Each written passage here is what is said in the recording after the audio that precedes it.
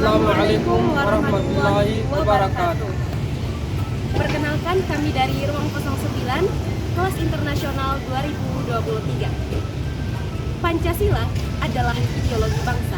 Namun bagaimana jika ideologi tersebut tidak dijalankan dengan baik oleh suatu negara?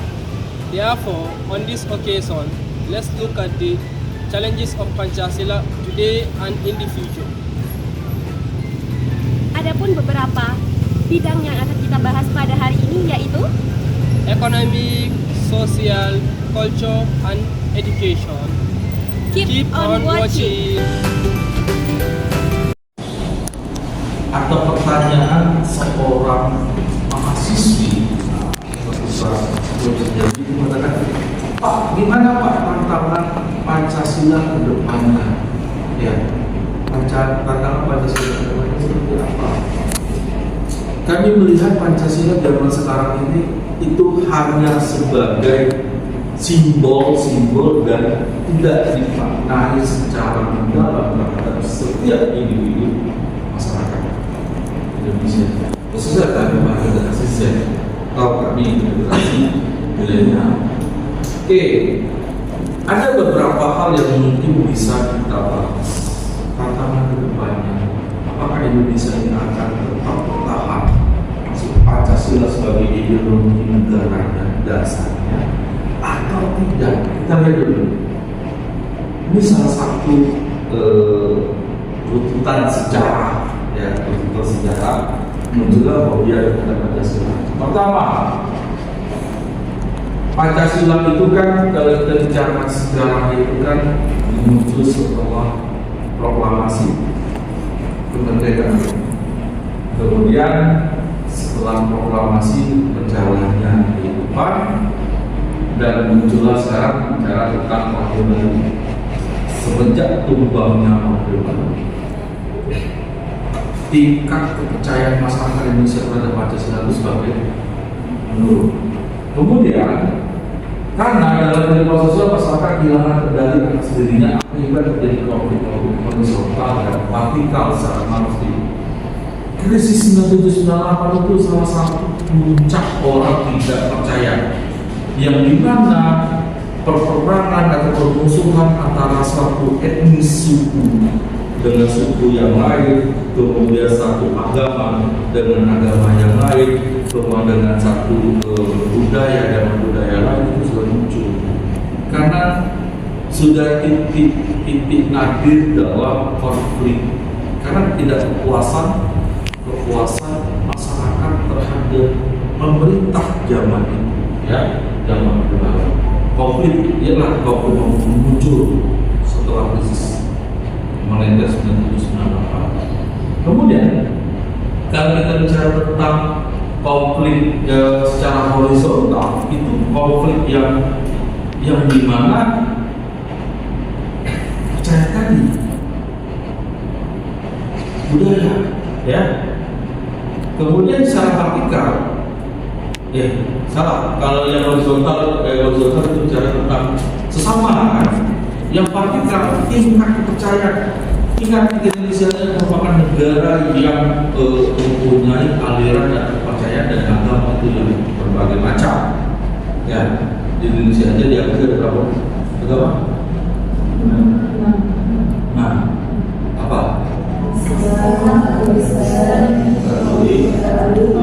Buddha, Hindu, yang dimana itu baru 6 agama besar. Aliran kepercayaan banyak, ya, itu yang secara vertikal. Kemudian dalam bidang budaya, kesadaran masyarakat atas seluruh budaya bangsa itu berluntur, yang pada akhirnya terjadi, ya, diselebrasi berbagai bangsa yang diikuti dengan usaha moral generasi muda. Jelas Indonesia sekarang krisis moral. Ada kasus seorang mahasiswi menipu 5,1 miliar tiket Coldplay. Cuek aja kan? Padahal apa sih? Ya, kok mau kita melakukan di luar. Kemudian banyak sekali, makanya saya bilang tadi harmonisasi. Ada wanita, ada pria. Nabi Adam turunkan bumi oleh Tuhan, oleh Allah, yang dimana dia merasa kesepian, kemudian minta teman. Ya, temannya tadi menciptakan seorang wanita yang diambil dari tulang rusuknya. Harmonisasi. Kehidupan dunia ini penuh dengan harmonisasi. Setiap tanaman itu punya ada yang jantan dan binatang pun juga ada seperti itu. Cuma kalau kita bicara tentang etika dan moral, ini dulu zaman sekarang yang pelangi itu, ya, itu tantangan kita yang dimana memaknai Pancasila berdasarkan ideologi dari sila pertama sampai sila kelima itu tidak berjalan dengan apa yang kita harapkan, apa yang diharapkan oleh pendahulu kita. Bicara tentang moral generasi muda, banyak kasusnya sudah muncul, ya, banyak kasusnya muncul, yang dimana itulah merupakan tantangan yang paling sulit untuk kita pecahkan. Ya, harapan kita adalah yang mulai dari sekarang sebagai generasi penerus, bagaimana kita memaknai sebagai mahasiswa tentang Pancasila tersebut. Ya, moral itu ya udahlah, kita ini masyarakat negara yang menjunjung tinggi agama, budaya dan adat. Jangan diikuti moral-moral di sana, gaya-gaya kayak gaya K-pop, gaya-gaya apa budaya yang masuk dari luar kita saring, yang baik kita ambil, yang jelek jangan kita ikuti. Ya, makanya bicara tentang moral ini rusaknya generasi muda. Kemudian dalam bidang ekonomi terjadi ketimpangan bagi sektor yang lebih parah lagi dengan keterkaitan modal asing dalam ekonomi Indonesia. Sudah jelas kalau bicara tentang tantangan Pancasila depannya, ya, hampir sebagian besar perekonomian Indonesia ini itu dikuasai oleh asing. Banyak sumber daya alam yang ada di Indonesia ini dikuasai oleh asing. Salah satu contohnya adalah Pupuk. Berapa puluh tahun itu dikuasai oleh asing. Bisa nggak Indonesia mengambil alih? Bisa. Kapan? Siapa sumber dayanya? Anda semua sumber daya.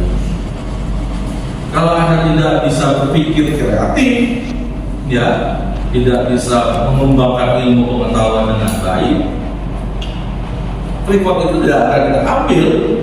Kita sebagai pekerja, tapi kalau kita generasi muda seperti kalian ini yang merupakan generasi penerus suatu bangsa, ya harus berpikir, berpikir bagaimana kita bisa mengelola sumber daya alam yang ada di Indonesia ini yang sangat melimpah dan kaya, itu bisa kita manfaatkan semaksimal mungkin untuk kemakmuran masyarakat bangsa. Dengan prinsip ekonomi, sumber daya alam yang terbatas untuk memenuhi kebutuhan manusia terbatas. Ingat saya kalau kita menjadikan sila utama orang Esa, Tuhan tidak akan pernah menciptakan sesuatu itu dengan keterbatasan. Contoh, energi fosil sudah mulai habis tergantikan dengan energi ya. Salah satunya itu contoh bahwa sumber daya alam yang tidak bisa dikembalikan otomatis ada ya. Kemudian dalam bidang politik terjadi disertasi politik kebangsaan seluruh aktivitas politik seolah-olah hanya bertuju pada kepentingan kelompok dan golongan. Ngomong ini tahun politik, saya tidak mau membahas ini, tapi sebagai generasi muda yang mengerti paham tentang apa makna Pancasila, apa Pancasila sebagai ideologi, kita harus berpikir melihat secara realita realistis. Jangan terpancing dengan isu-isu atau berita yang memecah belah. Ya, dengan fobia terhadap Islam, ini tugas kalian. Kalian membuat satu diskusi kelompok yang dimana kalian melihat atau mencari atau menganalisis ya bagaimana perkembangan Pancasila, kemudian tantangannya ke depan seperti apa. Ya, jadi tugas kalian nanti ya diskusi dalam diskusi kelompok kecil, ya diskusi kelompok kecil, ada kelompok A atau kelompok B yang dimana nanti kita saling menemukan apa sih tantangan negara Indonesia itu. Pancasila, tentang Pancasila di negara Indonesia ke depannya seperti apa, bagaimana solusinya, dan bagaimana tanggapan kalian sebagai generasi muda untuk mengatasi tantangan itu ke depannya. Karena tanggung jawab negara ini ada di pundak kalian. Tanggung jawab Pancasila, perjalanan Pancasila untuk ke selanjutnya ada di pundak kalian. Ingat kata Soekarno, jangan tanyakan apa yang sudah pemerintah berikan pada kita, tapi coba tanyakan pada diri kita apa yang sudah kita berikan. Mungkin saya rasa itu cukup sampai ketemu minggu depan. Kemudian ingat tugasnya kelompok diskusi kecil, nanti kita ada diskusi sama-sama. Saya rasa itu. Terima kasih. Assalamualaikum warahmatullahi wabarakatuh. Waalaikumsalam warahmatullahi wabarakatuh.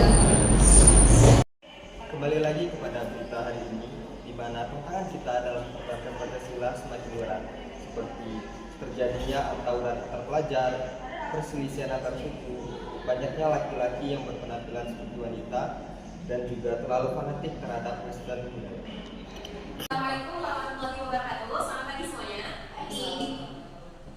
Perkenalkan, kami dari kelompok 1. Saya Keisha Faisal Zia dengan yang terakhir 091. Saya di sini sebagai moderator dan juga pembuka diskusi kita pada pagi hari ini. Di sebelah saya Anissa Saki dengan NIM 1C0/1338 sebagai pembicara 2, dan di sebelah saya akan memperkenalkan diri dengan menggunakan bahasa Inggris sekaligus mempresentasikan dengan bahasa Inggris. My name is Ahmad Salman from the Shahari. I'm from Yemen. My username is C1C0230027. And also I'm the third one. Kenalkan, saya Nadia Octavia Made dengan NIM C1C023143. Di sini saya sebagai presentasi kesimpulan. baik teman-teman.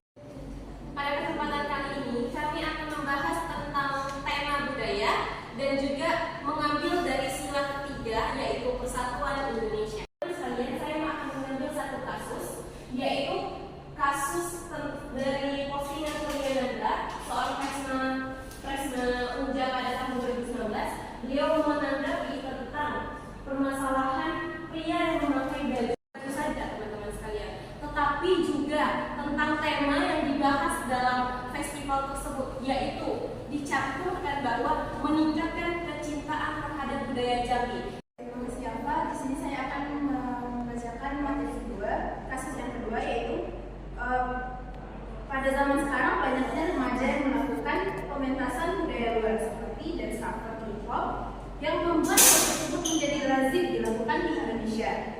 Mereka memilih menampilkan budaya luar K-pop. Penggemar ini semakin banyak dan menyebar, kemudian membentuk sebuah komunitas di jejaring media sosial. The impact of modernization that affect culture, apart from what has been explained, is that many teenagers are more interested in foreign culture, custom.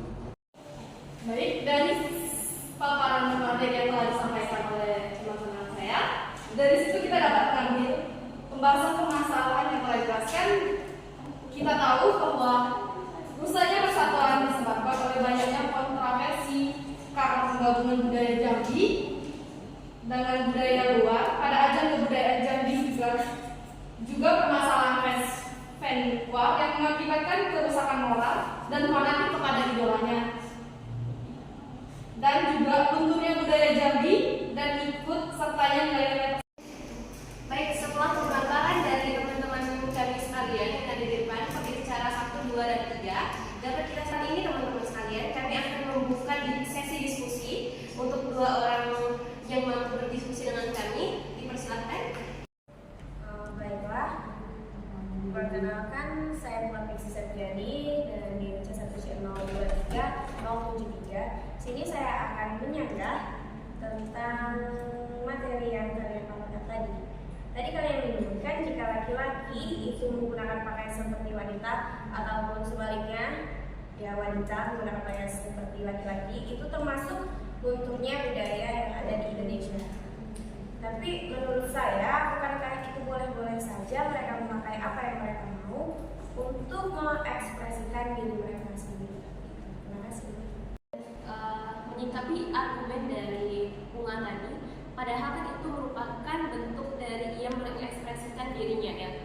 Sebenarnya yang menjadi problem atau masalah di sini adalah tentang festival atau acara tersebut, yang dimana itu ternyata sudah diberi izin oleh pemerintah kota, dan tidak tahunya itu tentang festival itu memiliki judul kecintaan terhadap budaya Jambi. Kalau kita pertanyakan apakah ada budaya Jambi yang memperlihatkan berjoget seorang laki-laki tanpa busana yang tidak seharusnya dipakai? Bukankah tidak ada? Maka dari itu yang menjadi permasalahan pada diskusi kali ini teman-teman sekalian. Mau menyanggah jawaban dari apa mengenai tentang judul dari festival acara tersebut. Tapi kan di sini pasti ada pendaftaran untuk penampilan yang akan ditampilkan di acara tersebut. Otomatis pasti yang mendata semua itu merupakan panitia, dan pastinya panitia menerima tersebut karena tidak tahu apa yang bakal digunakan dan apa yang akan ditampilkan oleh para talent tadi gitu ya kan. Nah, jadi kayaknya yang salah tuh ya bisa jadi di panitia. Kenapa tidak bertanya apa yang bakal ditampilkan, bagaimana, seharusnya kan itu lebih. Tapi kan pada intinya juga pas acara tersebut, ketika panitia dan lainnya dan pemerintah lainnya melihat kan sudah diberikan. Sebenarnya ini mungkin dari hal perizinan juga, ini diizinkan oleh pemerintah Kota Jambi. Juga nggak mengerti ya kenapa bisa acara seperti itu diizinkan oleh pemerintah Kota Jambi, sementara seharusnya di dalam proposal yang saya ketahui, ketika seseorang ingin membuat event itu ada terancang apa saja acaranya. Kalau misalkan ada dance tapi memperkenalkan budaya Jambi, itu sangat tidak masuk akal, karena itu bukan merupakan budaya Jambi sendiri gitu. Kalau misalkan kita bisa lihat, kita bisa saja menampilkan tarian tradisional yang banyak lagi dari Jambi itu, karena yang kita tahu cuma tarian persembahan, kemudian sikap siri. Bisa kita kenalkan tarian yang lain atau mungkin budaya-budaya lain, tidak harus dance kan, pasti itu pemerintah sudah tahu. Tapi ini mungkin kesalahan atau mungkin kefatalan dari acara tersebut. Dan juga kita banyak lagi ambil contoh yang tadi fans war, cuman karena idol, kemudian juga K-pop. Teman-teman bisa lihat, saya dapat contoh itu lagu Bad Religion, teman-teman tahu? Itu membicarakan tentang suatu agama, lebih tepatnya agama kita Islam. Dan juga di situ banyak ketidaksukaan, tentu kita tidak suka agama kita ternyata dilecehkan dan melalui lagu. Dari situ aja udah melunturkan persatuan kita sebagai orang Indonesia kan, yang dimana ternyata dia adalah fans K-pop, tapi ternyata dia membela idolnya dan juga tidak mempermasalahkan tentang agama dia sendiri. Itu yang membuat persatuan kita itu semakin luntur dan tidak dilaksanakan dengan baik oleh anak-anak kita pada zaman sekarang. Assalamualaikum warahmatullahi wabarakatuh. Waalaikumsalam warahmatullahi wabarakatuh. Sini kami, baik, pertama-tama di sini kami akan membahas dulu mengenai makna-makna dari sila ketiga kita ini. Yang dimana sila ketiga kita ini berisi makna kebersamaan, persatuan bangsa, dan juga mengedepankan kepentingan bangsa di atas kepentingan pribadi dan golongan, serta menciptakan dan mempertahankan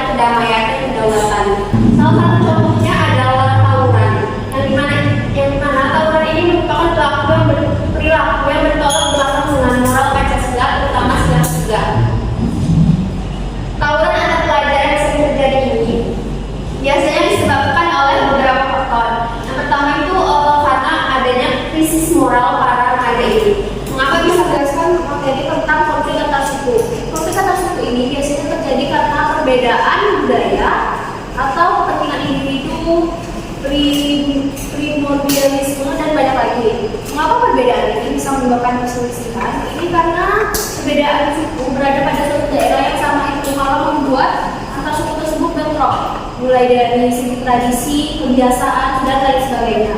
Karena pasti tiap suku itu memiliki adat dan tradisi yang berbeda-beda.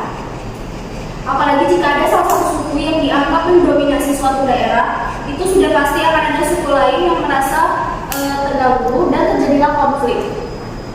Nah, contohnya seperti konflik sampit antara suku Madura dan Dayak, yang dimana konflik ini disebabkan oleh benturan budaya masalah kultur atau budaya yang terfokus kepada kecenderungan orang-orang Madura yang menggunakan pisau dan benda-benda tajam lainnya,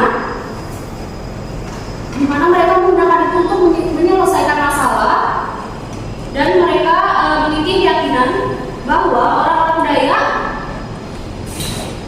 sering membunuh. Jika ada salah satu seorang warga mereka yang terbunuh, maka seluruh kelompok bertanggung jawab terhadapnya. Kebanyakan orang Dayak mengatakan mereka merasa tidak aman hidup bersama dengan orang-orang Madura. Secara umum orang Madura yang datang di Kalimantan Barat membawa tradisi dan sifat mereka seperti membawa senjata tajam, membunuh, seperti seorang polisi bernama Robert dibunuh di Singkawang pada tahun 1979. Mencuri seperti seorang Madura yang mengambil ikan dalam buku salah satu warga desa di Samalantan dan memaksa kehendak mereka terhadap orang lain. Sebenarnya konflik antar suku ini tidak akan terjadi jika mereka dapat saling menghargai dan menghormati perbedaan-perbedaan tersebut. Tapi karena mereka kurang peka dalam menghadapi perbedaan tersebut, maka terjadilah konflik. Baiklah, materi berikutnya akan dijelaskan oleh Saiful tentang berita hoax.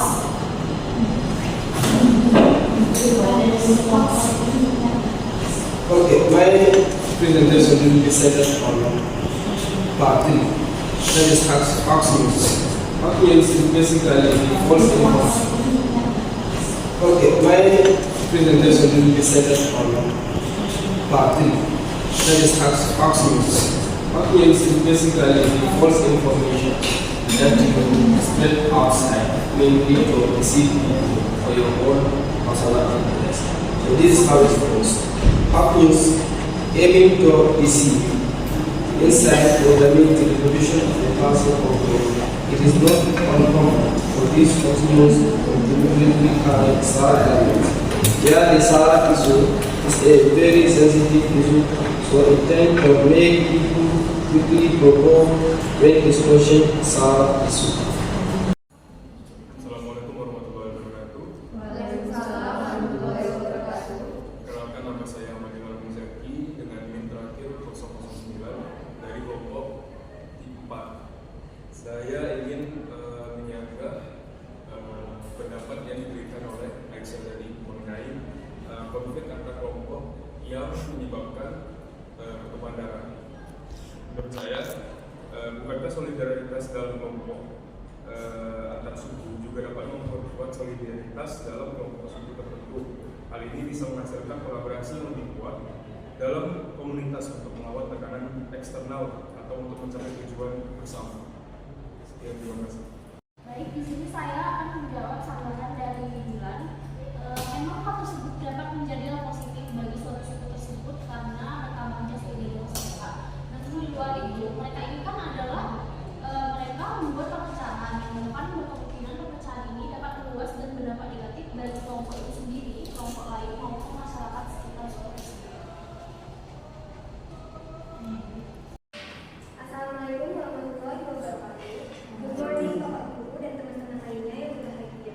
Pertama-tama, marilah kita panjatkan puji syukur kehadirat Allah Subhanahu wa Ta'ala karena telah memberikan rahmat sehingga kita dapat berkumpul di ruang kelas ini. Perkenalkan, nama saya Cuti Nurdiana dengan NIM terakhir 132, who will serve as moderator in discussing material on Twitter Pancasila Challenge in the field of education. The members of my group are Desha Eskaputri dengan NIM terakhir 098, Emrashin Siddiq dengan NIM terakhir 137, and Tisha Al-Nizal dengan NIM terakhir 111. Okay friends, let's get straight to the first session, which is the opening. Sebelum itu, marilah kita mulai dengan basmalah. Bismillahirrahmanirrahim.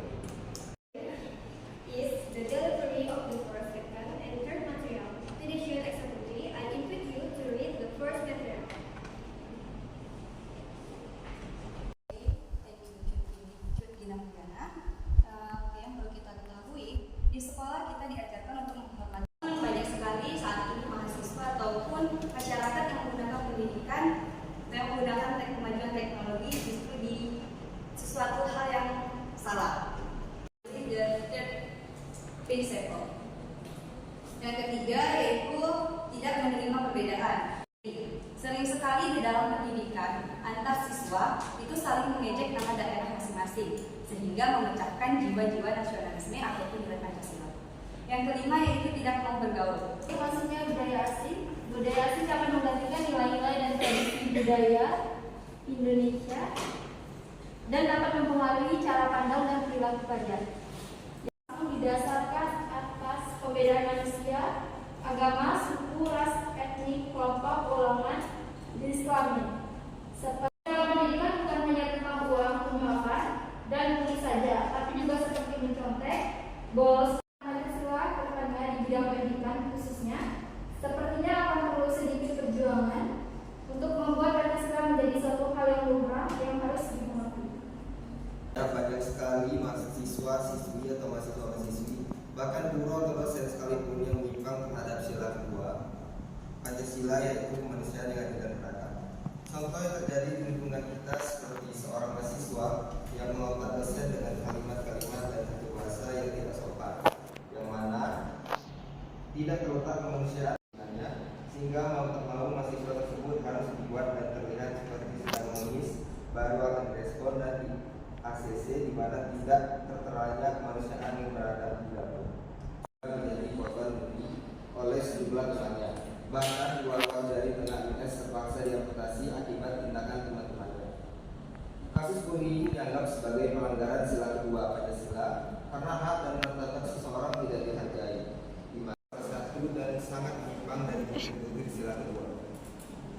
Dengan adanya sikap kemanusiaan yang adil dan beradab, maka akan terciptanya kehidupan masyarakat yang saling mengasihani dan menghormati setiap individu tanpa memandang suku, ras, budaya, dan agama. Dengan demikian, maka kehidupan masyarakat yang aman dan tentram dapat terjadi di kehidupan masyarakat ini. Jadi, kesimpulan pada materi kali ini adalah bahwasanya pada saat ini pendidikan sudah sangat jauh sekali dengan nilai Pancasila. Seperti materi yang disampaikan, banyak sekali hal-hal yang menjadi tantangan pendidikan dalam nilai Pancasila, serta sangat banyak sekali kasus yang sudah terjadi di Indonesia pada saat ini. Selanjutnya adalah sesi diskusi.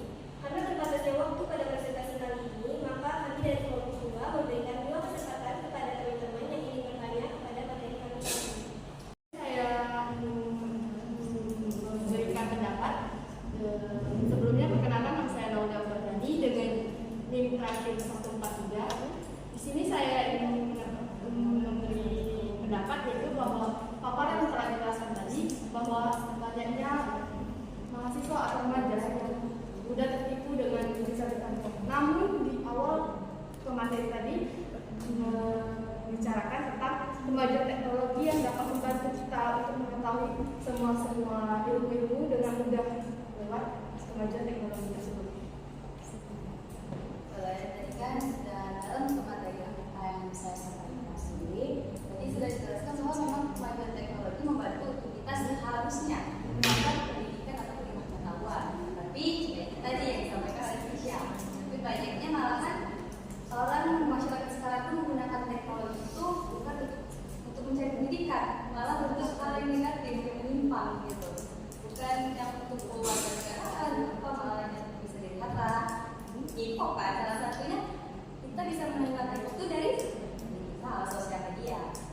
Kayak yang Tisha bilang tadi,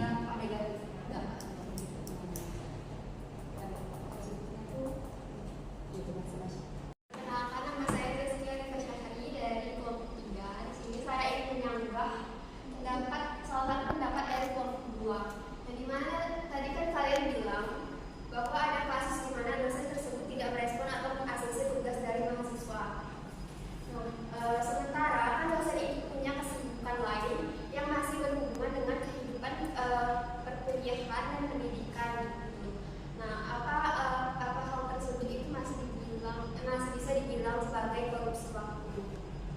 Ya, dijadwalkan bahkan lebih dulu dibandingkan kepentingan dia yang harus dilakukan saat itu. Tapi kalau misalnya dosen yang merespon dan memberi kabar itu menurut sih tidak masalah. Tapi kalau misalnya yang tidak ada kabar yang membuat mahasiswa nunggu itu pikir termasuk korupsi waktu sih ya. Itu kan sama berarti tidak ada tidak ada yang namanya sila kelima gitu bagi kita, tidak ada keadilan sosial bagi seluruh rakyat Indonesia. Dan kita berarti kalau kayak gitu tidak mendapatkan keadilan dari dosen, karena dosen belum mementingkan kepentingan dia dibandingkan ke mahasiswa.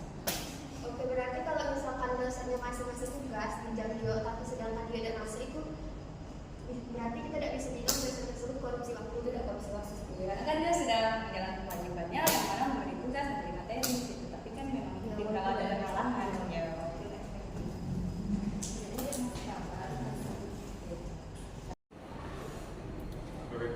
I will be speaking on English on the behalf of the international students.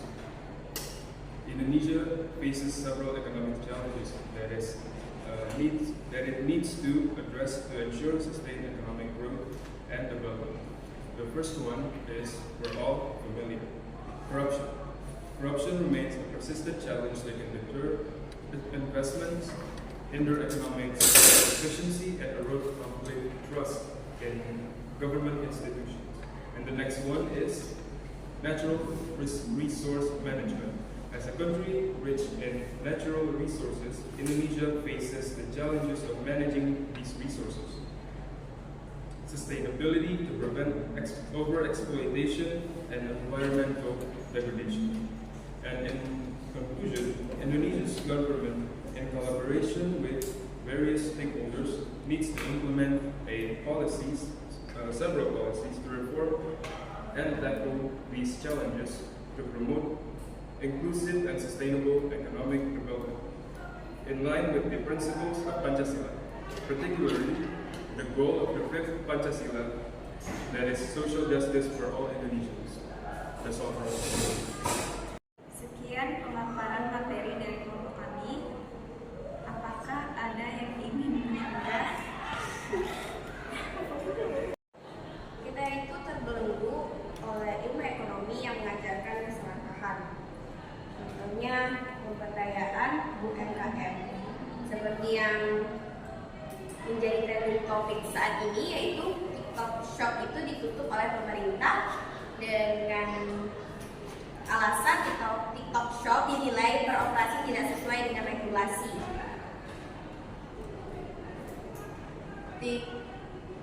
Penutupan TikTok Shop berlandaskan pada temuan bahwa platform yang berbasis di Cina tersebut telah menyebabkan kerusakan ekosistem penjualan pada usaha mikro kecil menengah atau UMKM lokal, seperti para pedagang di Tanah Abang, bukan saja di pasar Tanah Abang, juga banyak sekali pada pasar-pasar tradisional di berbagai daerah di Indonesia.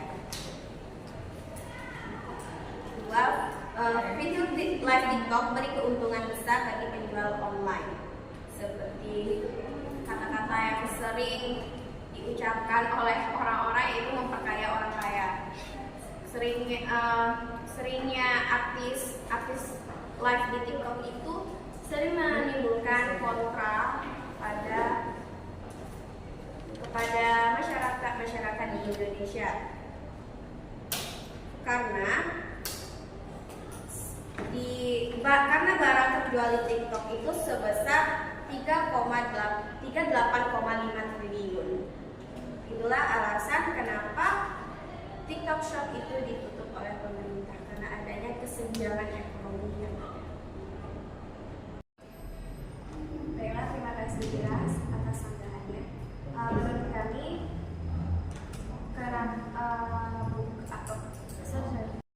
itulah diskusi kita pada hari ini, yaitu tentang Pancasila di bidang pendidikan, ekonomi, sosial, budaya. Marilah kita melaksanakan nilai-nilai Pancasila yang mulai terkikis, karena kalau bukan dari kita, siapa lagi? Sekian dari kami. Maaf kalau ada salah kata. Wassalamualaikum warahmatullahi wabarakatuh. Assalamualaikum warahmatullahi wabarakatuh. Kami dari kelompok 4 akan menjelaskan tentang tantangan Pancasila dalam bidang ekonomi. Sebelumnya perkenalkan, saya Fatima Ajmal dengan NIM C1C0231008. Dan saya Bunga Pixi Septiani dengan NIM C1C02307. Saya Fadil Al-Muzaki dengan NIM C1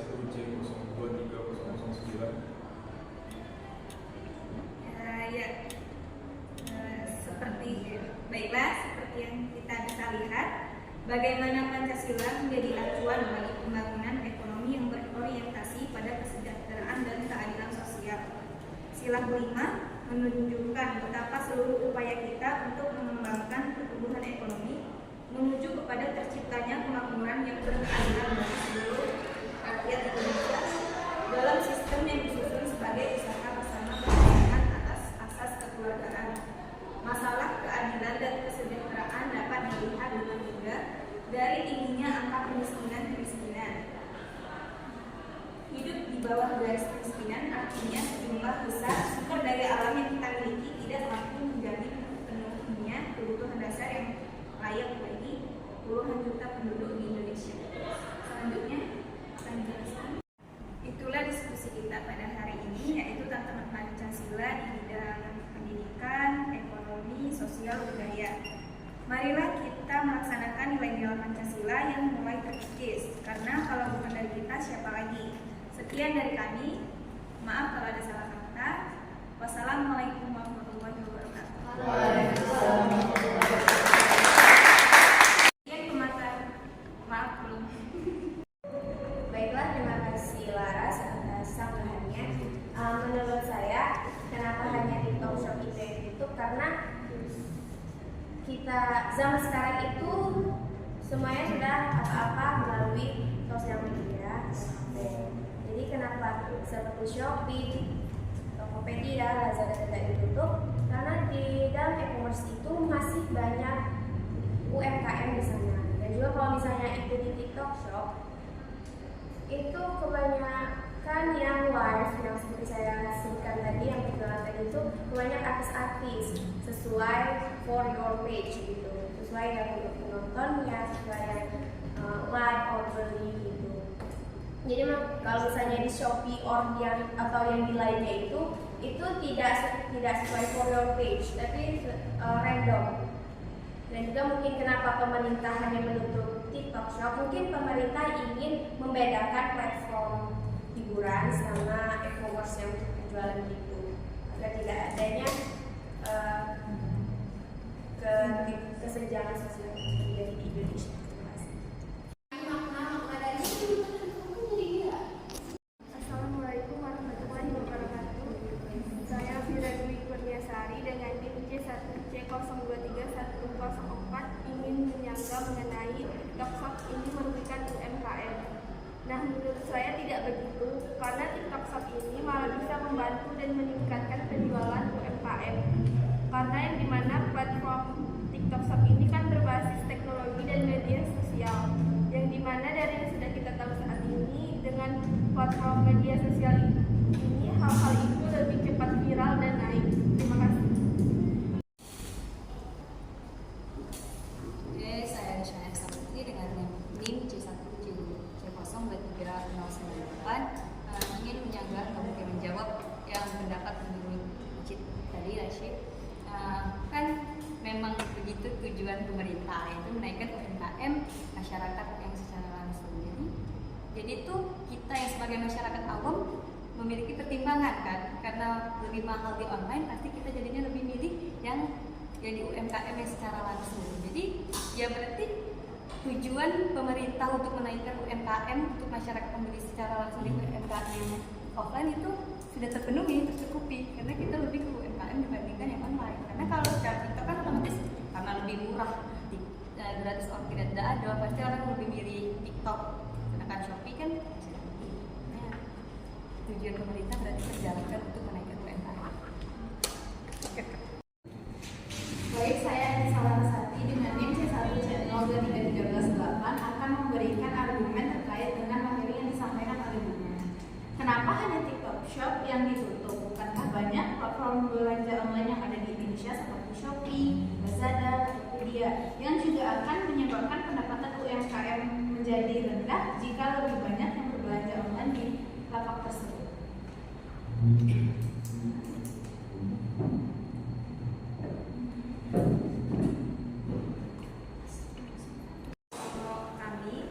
Kami akan membuka sesi berdiskusi.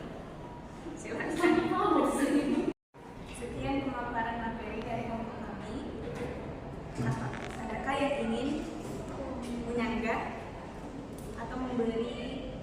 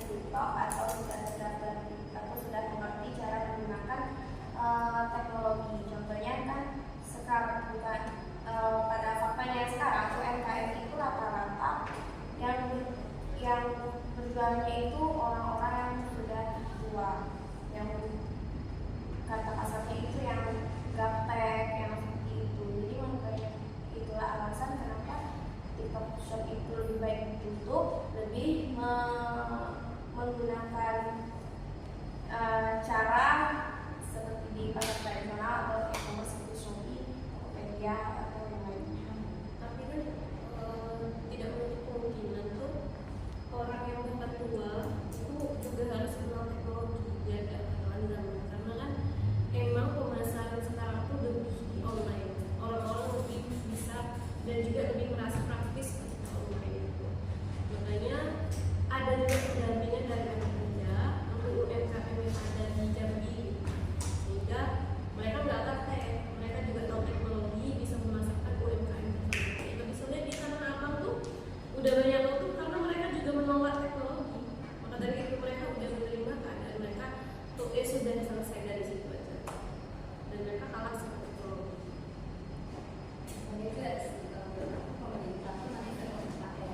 Dan juga pelaku UMKM tradisional itu selain mereka terbatas karena umurnya untuk mengenal teknologi, mereka juga terbatas ekonomi untuk membeli HP atau alat teknologi lainnya.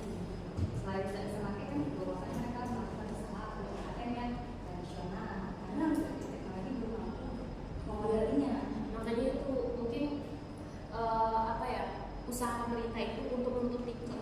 TikTok itu merupakan bagian dari kinerja mereka kan. Makanya TikTok itu baiknya ditutup. Seperti yang kita tahu juga itu harganya kadang tidak sesuai dengan pasar yang seharusnya. Kayak tidak masuk akal lah. Dan juga kan lebih fokus awalnya kan itu cuma sebagai platform untuk memperlihatkan konten-konten aja. Tapi malah difokuskan ke belanja-belanja. Banyak orang yang lari ke TikTok dan bahkan yang lain terbengkalai. Padahal online shop itu banyak. Dan juga di Tokshop itu rata-rata barangnya itu dari Cina, dari Cina gitu. Dan juga kan kadang yang semua apapun kadang para yang ingin membeli itu berpikiran bahwa kalau barang-barang yang dari luar itu kualitasnya malah lebih bagus kan, sering seperti itu. Kadang lebih baik aku beli yang dari luar aja lah gitu daripada dari Indonesia gitu, karena kan di Indonesia kan produk lokal yang baru merintis gitu, jadi orang-orang pasti kayak mau makanya gitu, makanya lebih baik ditutup. Jadi jadi kita bisa fokus ke untuk membangun usaha-usaha apalagi kan apa sih namanya, baju-baju thrift tuh banyak tuh masih ada di pembiayaan. Dan juga kan pemerintah udah melarang kalau itu tuh sama kayak sampah atau mungkin limbah dari negara lain yang dimasukkan ke Indonesia dan itu dijual belikan, itu kan salah. Di TikTok banyak dilakukan. Mungkin itu salah satu alasan mengapa TikTok tuh baiknya tuh di take down TikTok Shop. Ada lagi saudaranya teman-teman? Assalamualaikum warahmatullahi wabarakatuh. Perkenalkan nama saya Basit Sidik dengan C1 C02337. Di sini saya akan menyanggah pendapat dari mengenai TikTok Shop yang akan. Tadi kan mereka mengatakan bahwa pemerintah akan menutup TikTok Shop. Nah, bagi masyarakat awam seperti kita pasti akan membeli barang dengan harga terjangkau, dan juga di TikTok Shop kan terdapat fitur gratis ongkir. Kalau misalnya TikTok ditutup, maka masyarakat awam seperti kita kan akan rugi karena tidak mendapatkan barang dengan harga terjangkau dan juga fitur gratis ongkir. Sila pertama, ketuhanan yang Maha Esa merupakan hal pertama dari terbentuknya suatu ideologi bangsa, yaitu karakter yang berketuhanan. Sila ketuhanan sangatlah penting, karena dari sila pertama ini akan menciptakan karakter dari sila-sila yang selanjutnya. Namun coba kita lihat perkembangan dari sila ketuhanan atau mungkin permasalahan yang ada pada sila ketuhanan. Mari kita simak permasalahan tersebut pada video berikut ini. Ada apa dibalik aksi teror yang terjadi di 3 gereja di Jawa Timur pada pagi hari ini? Selebgram Oklin Via memenuhi panggilan penyidik Polres Metro Jakarta Pusat untuk mengklarifikasi konten menjilat es krim yang diduga mengandung unsur pornografi.